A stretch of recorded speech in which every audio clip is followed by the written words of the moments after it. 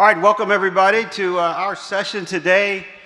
This is going to be about how we view the investment in historically black colleges and universities, a new way of looking at philanthropy, how we're actually doing that, and how we think you might want to think about investment in HBCUs, and let's say in the year 2043.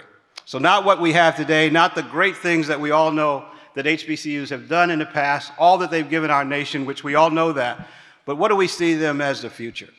I'm fortunate today. I have with me the new executive director of Southern Communities Initiative, which focuses on 6 cities in the US, which if you look at those 6 cities, they contain over 50% of people of color, and that's Mambu Sherman.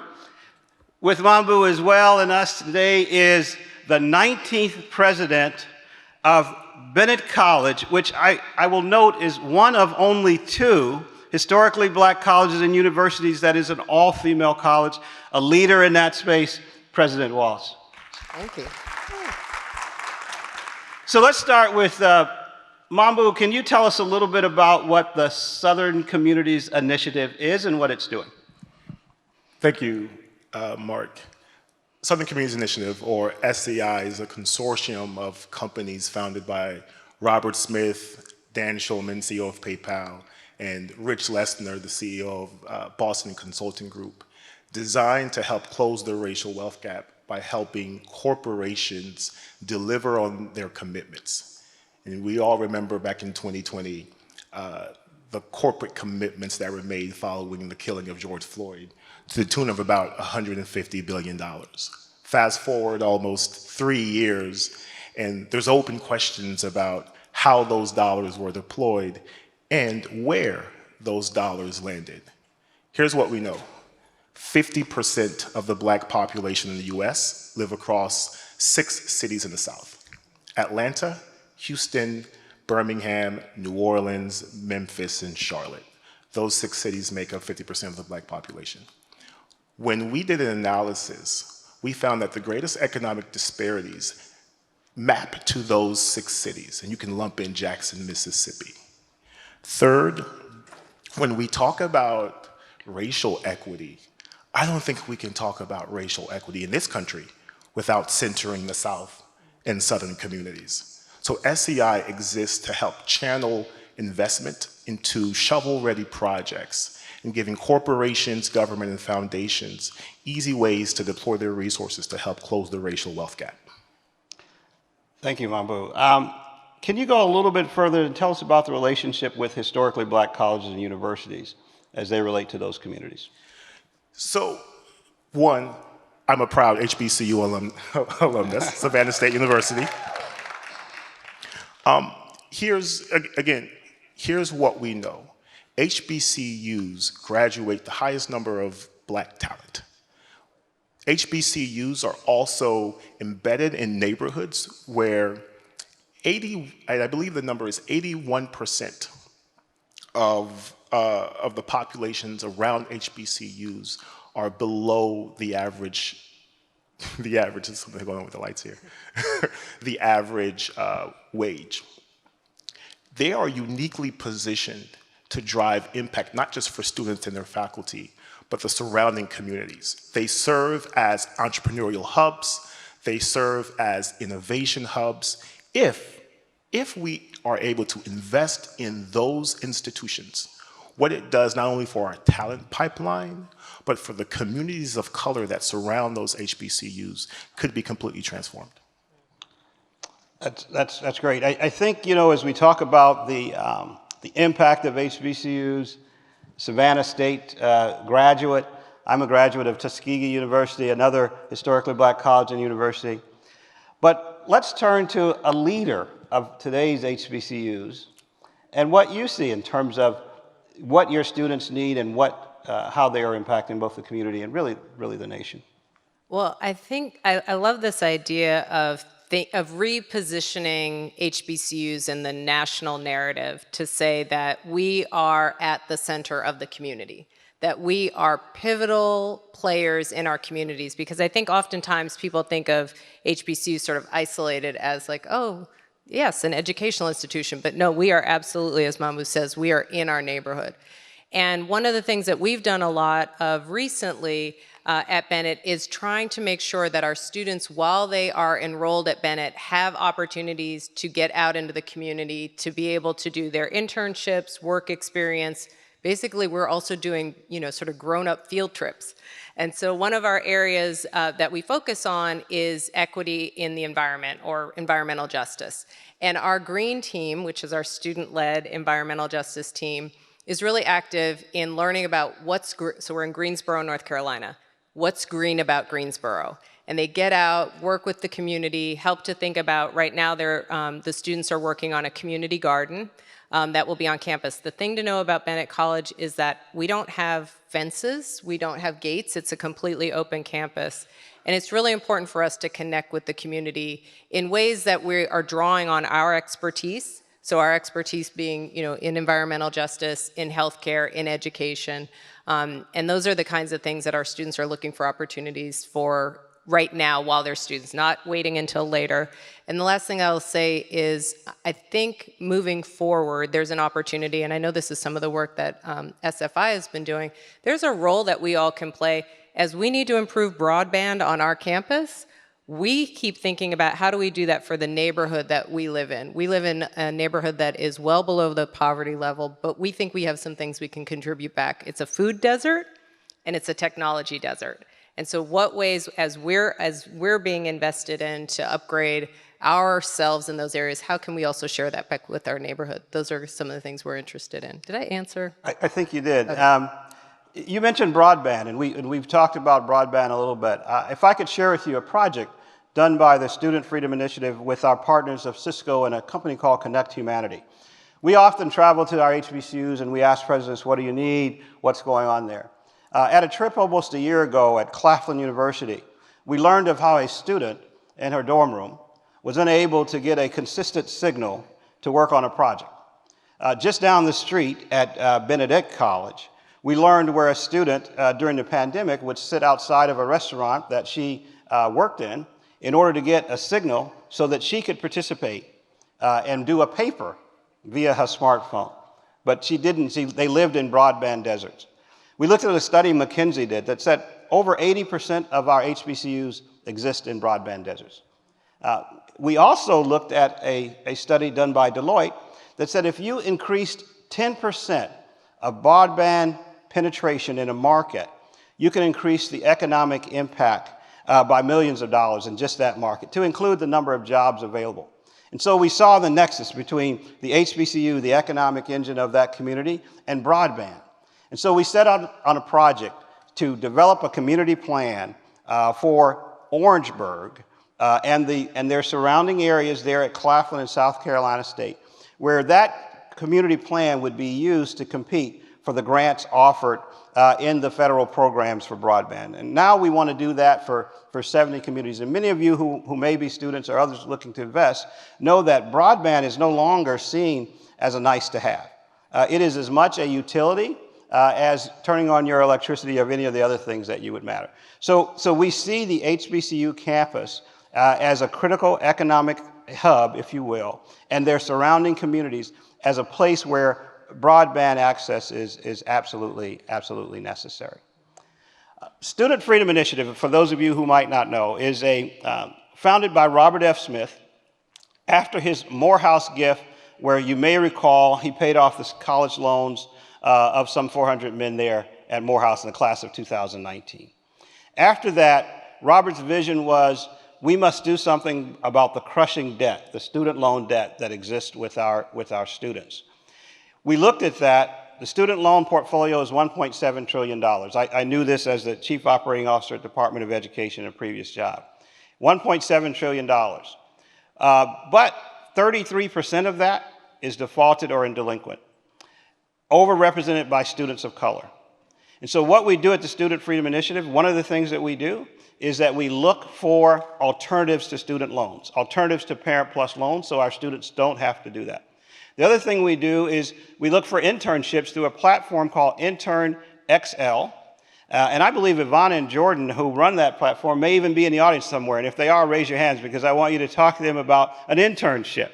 That platform has over 20,000 students on it, has over 200 companies, most of which are Fortune 500 companies, 2 paid internships. We know that that results in 63% or more people actually getting jobs in those industries. Students should be on the Intern XL platform and taking full advantage of that.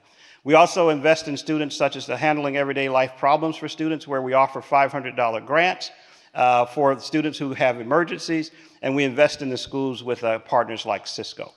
So the Student Freedom Initiative is looking at all of that as the wealth gap in America through the lens of education.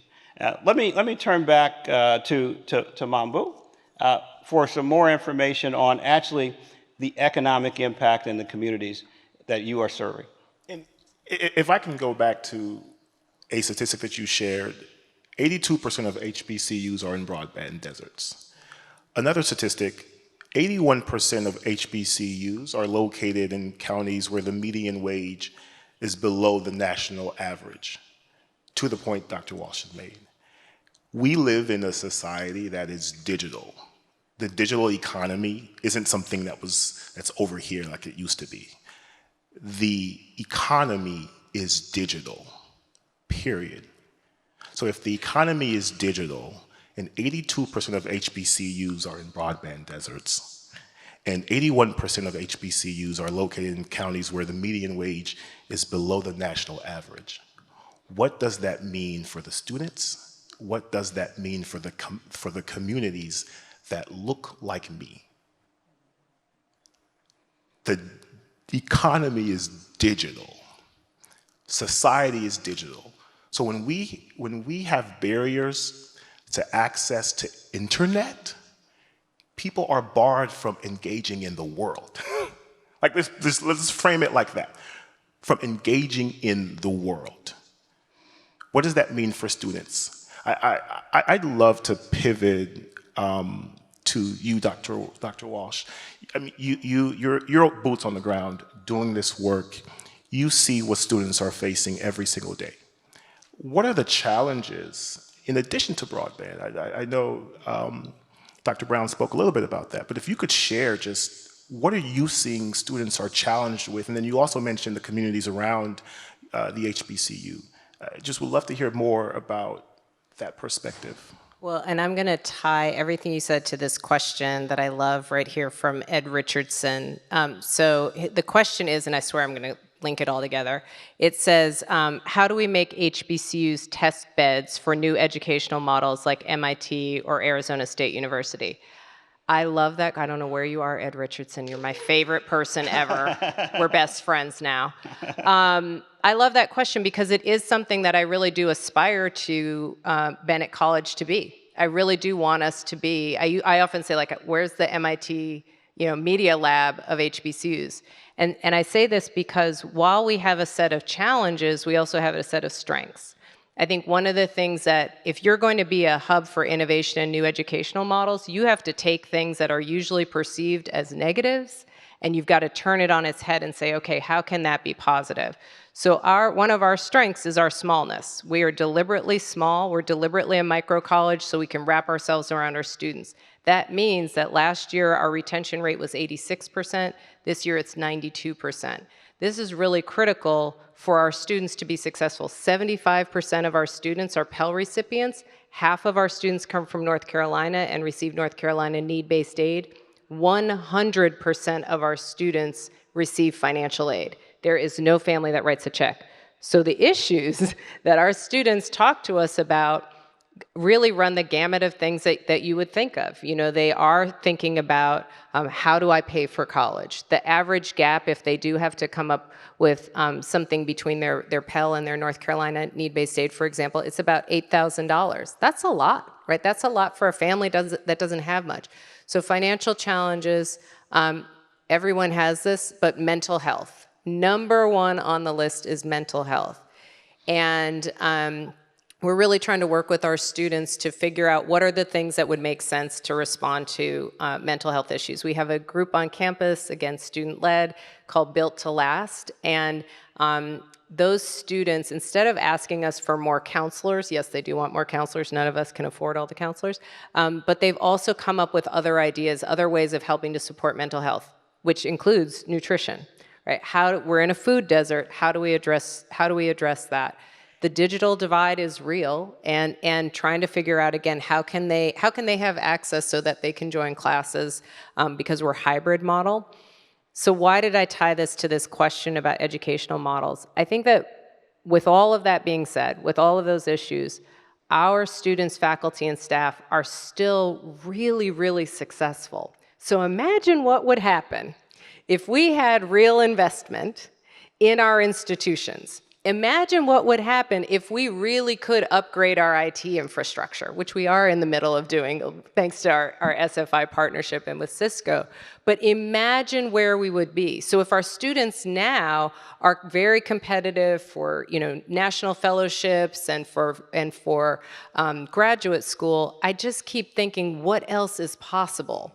Because if you take that smallness, so other places would say, oh my God, small, oh no, that's horrible. No, our smallness is our strength, and we can start to address some of these issues, help prepare students for the world of work. Did you just clear your throat to cut me off? I know how you are. No. Were you just like, Mark, you can just kick me, it's fine, it's fine. But anyway, so I think that but taking those issues, taking what we have, and trying to project, I don't always want to just talk about our challenges and our problems, because I think we have some strengths to build on. And I think that one of the things that happens with the HBCU conversations is too often our language is a deficit language, deficit mindset. Oh, no, don't get it twisted, right? We should be coming from a strengths-based perspective. Yes, there are challenges, but again, invest in us and watch where we go from here. Outstanding. You done? Yes, thank you so much. Thank you for coming to my TED Talk. No, I think President Walsh makes some absolutely great points. I think we have to reimagine some programs that have been around education for a while and maybe update them. And I'll give you an example, federal work study. Federal work study has for years been a job on campus, but what if that job, the employer for that job is industry? What if when Cisco comes and they upgrade your IT infrastructure, they start a help desk, but the employees on that help desk are the students? Then you're no longer capped to 20 hours per work week, and you're working in the area where you see your future. Those kind of programs have to be reimagined. And we also have to reimagine philanthropy.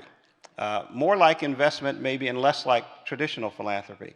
Just after the George Floyd murder, in 2020, we looked at philanthropy.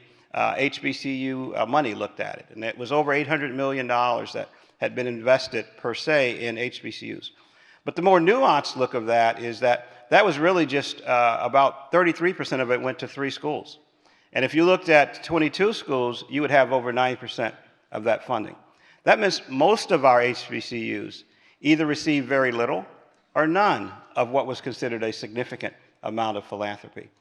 But rather than just a single investment, what if a company like Prudential, which does with us, will invest, sure, cash for sure, but also in kind. Like, for instance, they do financial literacy for first-generation college students. But more importantly, they do financial literacy for first-generation college parents. That's the level of commitment I think that we're looking for industry. And then on the backside of that, how about employing our students? A commitment, not just a one-time internship, but a commitment to employing them after graduation because they started working with you while they were in school, during school, under programs like the Federal Work Study Experimental Site. So I totally agree that we have to relook at what we mean by philanthropy, look at the talent that is on our campuses, and use that as an investment in a company and give those companies reasons which we believe are there to continue to come back for more.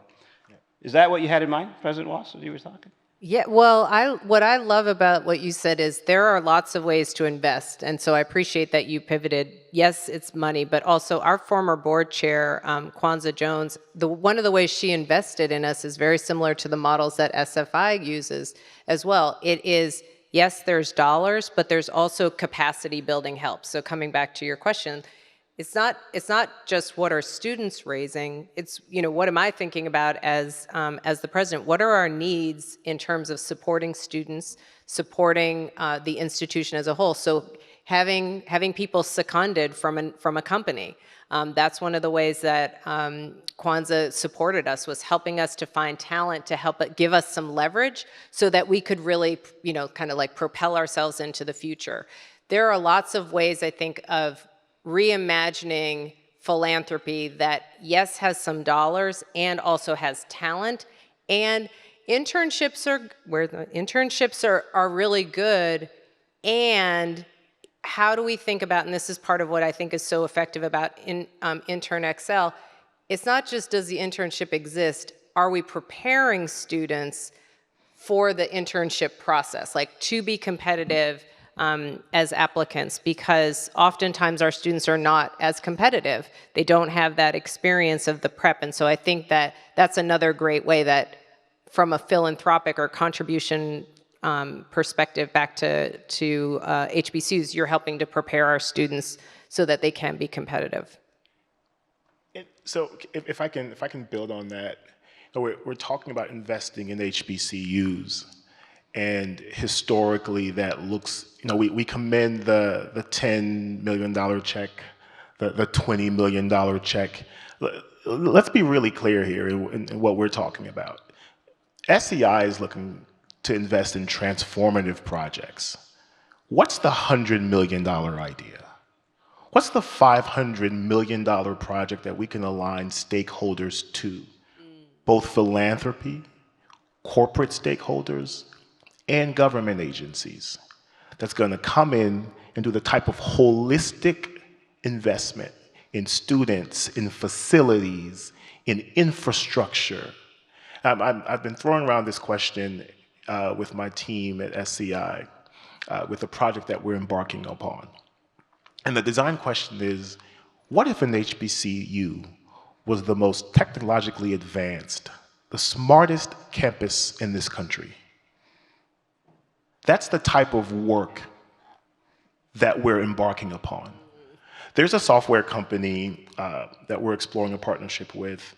They are an AI-based order management software to reduce the costs of facilities management. On average, the cost of deferred maintenance for an HBCU is about $60 million. And there's schools that get up to $300 million deferred maintenance cost. What if there's technology, and there is technology that exists, to bring that cost down? There's technology that we can support and invest that allow facilities to talk to each other, for students to engage with other students at other campuses, to create more connective tissue between the local health system and the HBCU, through technology and modernizing campuses. This is next level. SFI is doing extraordinarily great work. I mean, we're talking about broadband, right? That's getting us up to 2005. What this partnership is looking at is what's next. What really is next? What do faculty members need to really become world-class researchers? What do students need to become top-tier talent that can compete with the best of them? And that is investing, not your 10, 20 million, that's investing in major projects that are public-private partnerships, that are transformative in nature. It's saying not just one company, what are the 4 or 5 other companies that can embed their services? Now, we love the laptop donations. We love that. But there's more folks can do around infrastructure and building up that workforce. Are there lessons? So if we are able to achieve that notion, which I think is brilliant, of the smart campus as an HBCU in that lead role, what does that do for the community around it? Because if you can get the campus up to that level, what does that do for the community? It's Wakanda. Forever. So back to the statistic that Dr. Brown shared. 82% of HBCUs are in broadband deserts. There's a correlation to that other statistic I shared that 81% of the communities surrounding HBCUs are below the average income level. What does that mean for communities? It means students are getting world-class training, their wages are higher, they are more competitive in the workforce and can demand more dollars, which builds wealth. You have an institution that can attract more business investment. You're now creating this pipeline of future entrepreneurs that are designing and creating and launching new products. By doing this kind of investment in HBCUs, what you see right here in Austin and what we saw in Silicon Valley and what you're seeing in places like Nashville, tech hubs that started because of this formula of good education, major investment, companies saying, we're gonna put our money here and in this talent. When we use the phrase innovation hub, sometimes it's trivial. But I guarantee you what you're gonna see is a transformative education system. The new models that we can pilot, the new forms of educational models that the higher education system at this point in history needs, is gonna come from HBCUs. And it's that kind of investment and that kind of unique partnership that we're seeing with SFI and Cisco and HBCUs that's going to get us there. Yeah, I think it's obvious, and many of you know that the largest employer in a community often is the HBCU itself. So it is a part of the economic hub of that local community. I noticed a question here about graduation rates from Catherine. And the return on investment of HBCUs. I don't know if Catherine's out there, but it's a great question. How do we effectively explain the return on investment of HBCUs? You know, I will say that when you look at general statistics, often put out by Higher Ed, Department of Education, others, ACE, and you look at graduation rates, it's very important to understand the mission of the historically black college and university. And it's very important if you're going to debate the return on investment. Our HBCUs are there for those students who may not have found K through 12 to have prepared them for college. Perhaps not. But our HBCUs, unlike many other institutions, cannot say we have a 10% selection rate or 20% selection rate, because they are literally there for those masses of folks that Mambu was just talking about that may soon be a majority and not a minority in our society. So this investment is really a national investment. If you want to know where the future engineers, where the future architects, where the future doctors, where the future scientists will come from, it will be people of color. Just look at the demographics of the census. And our HBCUs are uniquely positioned to meet them where they are, no matter what the statistics say about graduation rates. So you may go to, I won't name the university, and it may take you 6 years to graduate, but you graduate prepared to enter the workforce and to make a difference. So I would only ask that we add context when we look at return on investment. And we ask presidents like President Walsh, when she looks at her freshman class and her sophomore class, what she sees in terms of talent and their abilities versus looking forward and not necessarily the zip code that they came from. Well, and I mean, you're both HBCU alums, yeah, so you have, I know you also have thoughts about that question. And I think one of the things that's been a challenge is for so long, HBCUs have really been under the radar. I think that's part of what makes this a challenge, is that it feels like very recently everyone's just discovered HBCUs. And so so it's almost like a catch-up game to explain, well, who are we? What do we do? And yet, we heard the statistics earlier about, and yet we're outperforming in terms of the professions. And so, I mean, what was the end of Catherine's question? What is the ROI? What is the? Thank you all. What is the ROI? I think explaining that ROI, thank you very much. I think we have to really make sure that we are explaining where students started, and therefore, like, how far they've come. And so previous to this, I worked at the Bill and Melinda Gates Foundation, and one of the things that Bill used to ask us is, could there be a risk-adjusted metric for community colleges and HBCUs? Meaning, where students start, right, our starting place for our students is not the same as a highly selective institution. And yet the ending point is exactly the same. And so why don't we get points for that?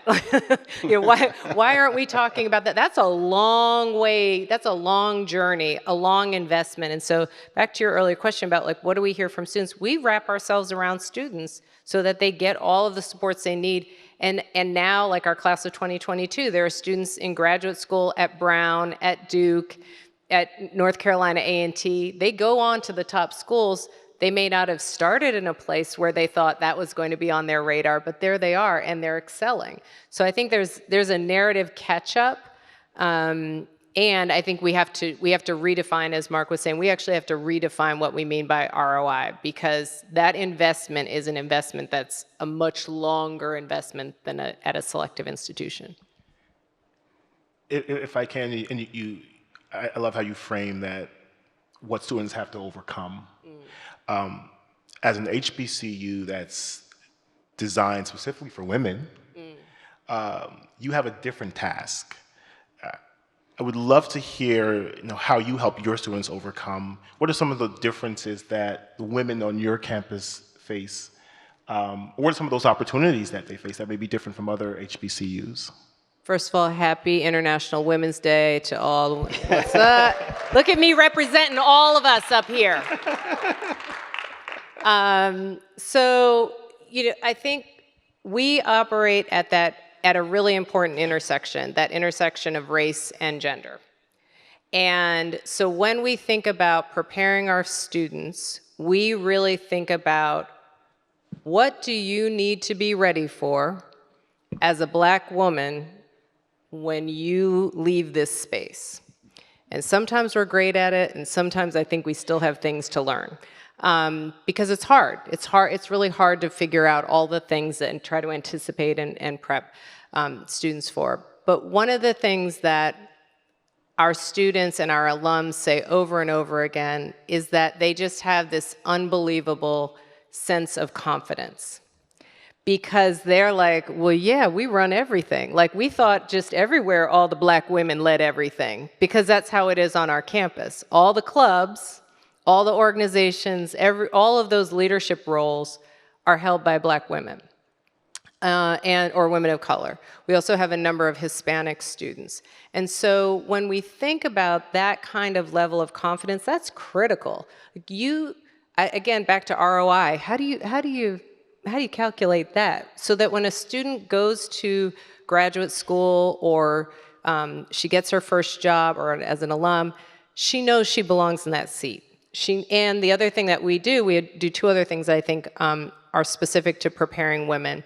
One is that I often say, we don't talk about being resilient, because everybody talks about being resilient, and resilience means coming back to status quo. What I think we need to talk about is being anti-fragile. And anti-fragile means you get knocked over, but you get back up and you're stronger. It doesn't mean you didn't get bruised. It doesn't mean it wasn't hard, but you're stronger for that next time. That is essential for Black women in the world of work and in leadership positions. I think that's really important. The other thing that we do that I think is critical is, it drives everybody crazy, but we often don't give students a lot of prep time. Like if somebody like Mark shows up, or when you come to campus, we don't really give them like a lot of prep time. We just say, hey, we got a visitor. I need you to come over here and show up and talk.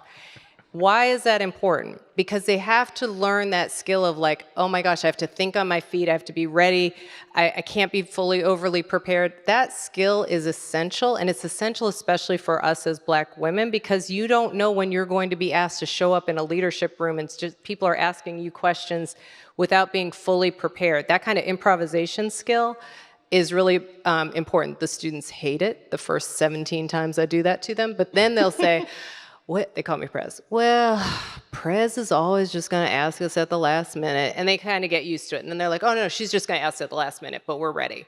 Those things are understanding what it means to show up in a room and to be seen as a leader in that space. Those are the things. That's like the second curriculum. You know, at HBCUs, we talk about a second curriculum. Maybe we have a third curriculum, which is being a black woman. And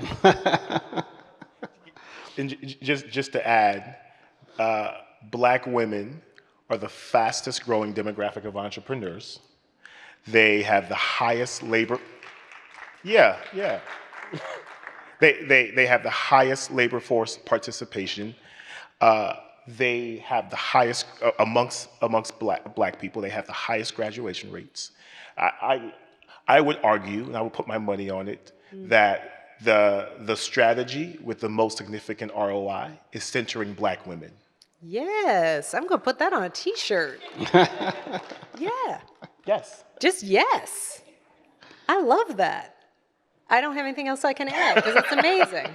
Well, I mean, I think, and when we look at what our students are already, a number of our students have their own business, and we have a small business association funded women's business center on our campus in partnership with another organization. We are the only women's college of, PWIs or HBCUs that has a women's business center on our campus. And so you're right. I mean, I think that investing in those places where we know we're going to see success, like black women, thank you. I think I can't add anything else to what you said. That was great. Just gonna quote you. It's just the numbers. I mean, it's just the numbers speak for themselves. And done. Great question I see from Andrea Brown. We've discussed ways that larger organizations and corporations can invest in HBCUs, but what are some of the ways that smaller organizations and startups partner and invest in HBCUs? Oh my God, why aren't we best friends too, Andrea Brown? I love this because part of what I keep trying to think about, is she related to you? No? Yeah, let's say Yes, so. Okay. Part of what I think is really important when you think about investing is figuring out a brand match between the investor and the investee, as it were. And because Bennett is nimble, sometimes I say it's like running a startup. And I was on a panel the other day with, not a panel, I was at a conference with the CEO of Jet Magazine. Jet's still a thing, everybody. And he said, I'm running I think they're like 75 years old, a 75-year-old startup. And I was like, fantastic, I'm running a 150-year-old startup. And I do a lot of ideas that I get about what we can change about our business model at Bennett, I actually really do get from startups. So I think one thing that I would love for startups who are interested is, just again, like, what have you learned as a startup? How do you operate a very lean model where you're able to constantly have to adapt and adjust? That's what we have to do at Bennett. Like, that's what we are constantly doing that. So I think there's a really a great opportunity for sharing knowledge as well as sharing dollars. Like, both of those things I think would be fantastic. And some of what we talk about with SFI a lot is also how do we share some back office resources. So I say that because, again, I think when I think about startups being scrappy, you've figured out how to do some of this back. You don't necessarily all run all your own back office. I mean, maybe you do, but I think there are lots of models that we've been exploring with SFI for ways to be able to outsource some of that. So I think there's business model ideas we can get, and also, as I said, financial investment is also fantastic. Just come see me, Ms. Brown and others. I would also add that some of our schools have done some amazing things in entrepreneurship. They're departments for entrepreneurship. Bowie State, I saw just a few weeks ago, where they've got a number of their students that are studying the art and the science of entrepreneurship. They're developing products. They're selling those products on campus. They're learning how to market those products. I know that Fayetteville State University is involved in some of the same activities. That's just two that come to mind right away that I'm aware of. So if you're in small business, you're looking for students who have that entrepreneurial spirit, they're being produced literally on our HBCU campuses. All right, let's see. Last week, Vice President Harris announced $170 million for minority-serving institutions to connect with high-speed internet. What impact do you think that will have? I think it's significant. I think that's the Connecting Minorities program. That's part of a $45 billion program that's being put out by the Department of Commerce. I mentioned that earlier. We believe very much like what you saw at Benedict College, that needs to expand beyond the campus and into the community. So it will have a positive impact, but there are many more communities and schools that we have to get to. And you would think with $45 billion at the federal level that this is going to make it down to all of our communities. And I would just remind you that there have been many large federal programs in our history that have not had the intended impact on local communities. Anything from the GI Bill that really didn't result in things for people of color that had expected, even to the Morrill Act, right, that founded our HBCUs. It often takes a little bit more to assist, and Student Freedom Initiative, we plan to be involved in that. Alumni. I see a great question here on alumni, and I'm wondering who has to engage with alumni quite a bit in their day-to-day job and how alumni can be impactful. I'm going to guess that President Walsh has to engage with alumni quite a bit and might take that question. I just virtually saw our alums last week, but I wanted to hear from the two of you as alums. Like, what's your answer to that question? So I can tell you, so I'm an alumnus of Tuskegee University. And here's what we can do, I think, as alum. First of all, I think our investments need to be recurring and not sporadic. And then I think whatever industry we are in, we are ambassadors to that industry of the efforts of our school, and in our case, historically black colleges and universities. So if I'm talking anywhere or if people are looking for students, I lead them or try to lead them to our school to say, I know exactly where you can find aerospace engineers. I know exactly where you can find chemical engineers. And it's not that far. It's down in Lower Alabama and Tuskegee, Alabama. And so I think alumni are both ambassadors, but they are also, I think, financial contributors. And sometimes they're in-kind support. If you have a number of alumni, for instance, that are program managers or attorneys, that kind of expertise is very expensive to an HBCU that is small, and that in-kind support can be invaluable. So depending on where you are in that space as an alumni, I can think of at least those ways that you can do it. I'm sure for Savannah State that you have similar thoughts. Yeah, and Savannah State might come knocking, asking me what I'm talking about. For one, you know, there's a stigma or bias around HBCU alums, and you mentioned it, or competitiveness, how much we're able to make in the job market. I think one is how we champion a new narrative about an HBCU education, right? You have two examples on this stage about how far you can get. In fact, the model for Savannah State was you can get anywhere from here. And that's what we have to communicate to students, that an HBCU education is not a discounted education, right? And we have to back that up with dollars and how we invest in them. I think also to Dr. Brown's point, you have folks like myself who are in positions where we can open doors to other students, whether that's an internship, whether that's helping shape a program at an institution, even just speaking.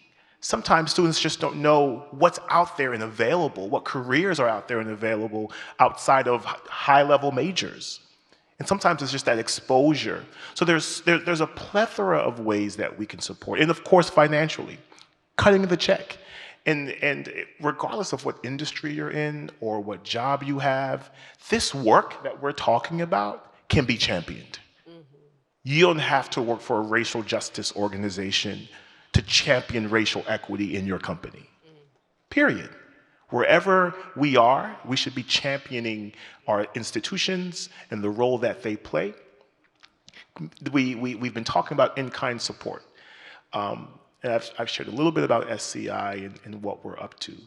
There are major projects that we are embarking upon because someone from an HBCU is in the room and they want to see it happen, and they're taking it upon themselves to be that sponsor in their organization to make that connection. That, I mean, it is that kind of power that we have when these opportunities meet each other. And that's what we're hoping to find as we go out and we expand our work across our 6 cities.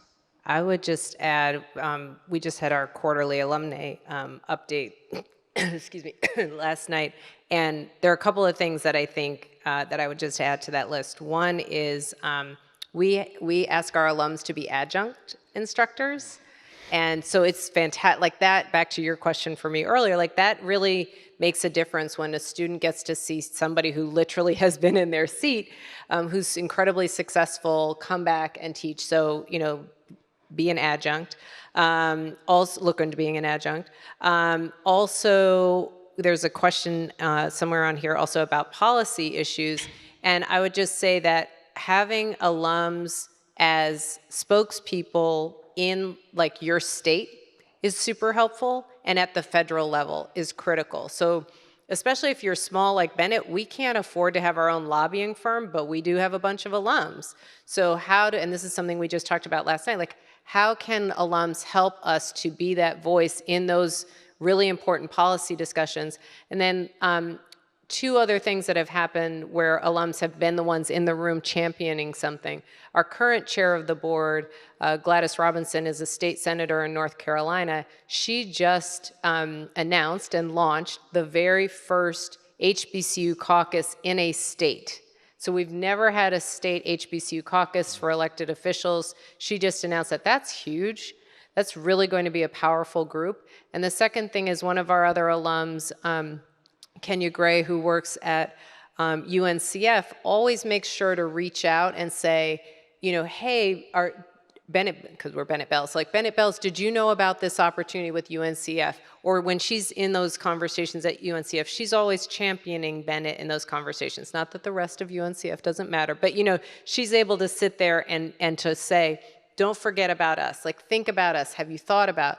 I think that then goes back to, I think it was Catherine's question earlier, the narrative changes the more that alums are speaking out, the more that alums are visible, the more that alums are saying, this is where I went to school. Like, I am very proud of my institution, so that the name becomes familiar. Because how many of you had ever heard of Bennett College before you got here? Right? Like, you know, the 5 of you, thank you. Now all of you will all be like, I love Bennett College. Don't forget to say that when you leave. But you know, you want to be we want to be part of that conversation. And in the same breath that you're talking about MIT, Mr. Richardson, you know, then you should also say something innovative is happening at Bennett. Like, pay attention there. Or, you know, fill in your favorite HBCU, but I want you to say Bennett. Should HBCUs invest their limited time, energy in trying to partner with Fortune 500 companies like those located in the Memphis, Atlanta area, or should the net be cast more nationally? So that's a great question, Ben. I think the answer is yes, yes, and yes. So I think there was a point made, I believe, by President Walsh on a deficit discussion or one that is an investment in talent. I think the schools, our schools, have something to offer. And that's really the point. We have something to offer. Almost every company we speak to say they would like to have more diverse talent, and then often they follow up, but we don't know, we can't seem to find it. And that's our entree to say, okay, we can take you to where to find it. I don't think you should bind yourself by geography. I think you should bind yourself by talent. So if it's an aviation company and they want to diversify their aviators and you have them, that's how you start that conversation. If you would like to hire 10 aviators a year, come here and we can probably give you 20 to select from. I think that's the conversation, and it's not bound by geography. I think if necessary, if they want to hire local, yes, but geography should not be a boundary in my view. My only push would be the net should be cast globally. When you think about your major institutions, their partnerships are global. They have students coming from all over the globe. How do we expose our students to international opportunities? How do we expose our HBCUs to international partners? Because if Joe Schmo Coffee Shop doesn't want to partner with you, perhaps a company over in Abu Dhabi does. And that's again, just to tie this to the digital economy. The digital economy is global and the world is accessible. And when folks don't have access to that economy, they don't have access to the globe the way other folks do. And I just had a conversation with the president of Clark Atlanta last week. The majority of his conversation was on the continent of Africa and his exploring the continent of Africa for relationships, for future jobs, for future connections with his school, and for students that would go back and forth. So we are very fortunate to have, I think, leaders at our HBCUs that do think globally. You just heard from one of them today. So I think definitely do not be limited to your local area. Don't be limited, and then I would say those of you who are investors, don't be limited to just those major cities either. So this is why I really appreciate, your work, because Mambu, because it's taking some places that have been historically underinvested in and actually shining a light on and saying there are opportunities here, like great opportunities. You're $500 million, that kind of thing. So I would just turn it around and say it's not just about where do we cast our net, it's who's casting a net sort of in our direction. So I think we're winding down our time here. How about one last round of thoughts from each of our panelists, and then we'll move on. Mambu, I'll start with you. I just want to pick up on Dr. Walsh's last comment. Atlanta, Charlotte, Houston, Birmingham, New Orleans, Memphis, those 6 cities make up 50% of the Black population. Birmingham isn't big, but what an opportunity there is there. It's only 2 hours away from Atlanta. You see some of the overflow of Atlanta's economy into what's happening in a place like Charlotte. Places like Memphis. There's such a rich opportunity to invest in these communities where we are, where the talent is, where the HBCUs are concentrated, where the disparities are. I want to land there for me, because those are the communities we overlook. And if we're overlooking those communities, if we're going to talk about racial equity and not talk about the South, what are we talking about? So I want to draw and orient our attention to places where we are and investing in those cities. So I think much along those lines, look for the unusual suspects when you think about HBCUs. So, we heard Mark earlier talk about there's basically 3 HBCUs that receive most of the investments. We don't want to take money away from them, but we do want folks to say, hey, there's actually 100 and something of us, right? There's about 102 of us. So look, when you're looking for investments, don't always look for the name brand, the one that you recognize right off the top of your head, because those same cities actually would have been ignored in many portfolios, right? And the same happens with HBCUs. The last quick thing that I'll say is, and then also think about what do you have to offer that may be unique. And I will give a really quick example, which is through the White House Initiative on HBCUs under Deetra Trent, who's the director. She brought us together, a group of HBCUs, with the golf industry. And, it's the usual conversation about internships and so forth. But I said, I just want to know who's in charge of the grass. because we've got a lot of lawn. There's like a lot of grass at HBCUs, and I know that in the PGA world, like how to sustainably manage a lot of green space. And so, yes, we could have talked about internship. Yes, we could have talked about golf, but I was like, but you're a business and you have like a lot of different functions within that business. And I want to be able to kind of pick up on that. So think about investing in unusual sort of suspects or unusual HBCUs. And then also think about, and what are those sort of unusual resources that you have within your organization that can help us really, again, to be sustainable into the future, help us build our capacity. So where I want to end really is kind of where we started. The purpose of education is arguably social and economic mobility. That's true, but it's even more true if you start it from a position of poverty. So our message from Student Freedom Initiative is we want you to go to college as you're planning, but we want you to do so in a way that is financially responsible and in a way that has an outcome that will achieve that social and economic mobility for you and your family, which is really, we believe, at the sole purpose of going and getting a higher education. And we truly believe that historically black colleges and universities are a great place to start. And I want to emphasize one point, there are over 100 of them. And so look very carefully. If you want to be a forensic specialist, and I ask you, where do you go do that in South Carolina?